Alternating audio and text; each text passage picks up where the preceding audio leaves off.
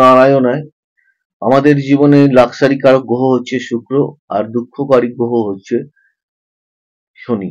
এই দুটো আমাদের জন্মছকে কোথায় অবস্থান করছে সেইটাকে ওভারঅল বিচার করার খুবই প্রয়োজন আছে। দেখা যায় একটা সময় একটা ব্যক্তি খুব লাক্সারি করেছে, পরবর্তীকালে তার ভুল জীবনযাপনের জন্য দুঃখ চলে এসছে। অতএব কেন হয় এটা, কেন দেখতে পান আপনারা? এটার কারণ হচ্ছে ওই একটি, শনি গ্রহ এবং শুক্র গ্রহ যেখানে একত্রে ভাবে যদি অবস্থান করে থাকে, তাহলে জীবনের এই বিপর্যয় আমাদের জীবনে চলে আসতে পারে। আপনি বাড়ি তেমনি ঈশান কোণ থেকে উত্তর পশ্চিম কোণ এই দিকটাকে ঠিক রাখবেন এবং পশ্চিম থেকে দক্ষিণ পশ্চিম কোণ ঠিক রাখবেন।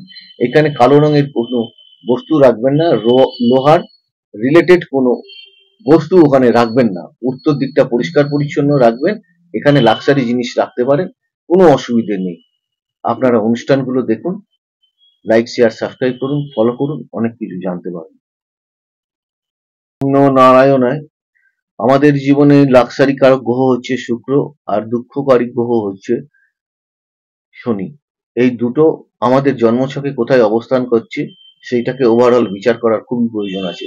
দেখা যায় একটা সময় একটা ব্যক্তি খুব লাক্সারি করেছে, পরবর্তীকালে তার ভুল জীবনযাপনের জন্য দুঃখ চলে এসছে। অতএব কেন হয় এটা, কেন দেখতে পান আপনারা?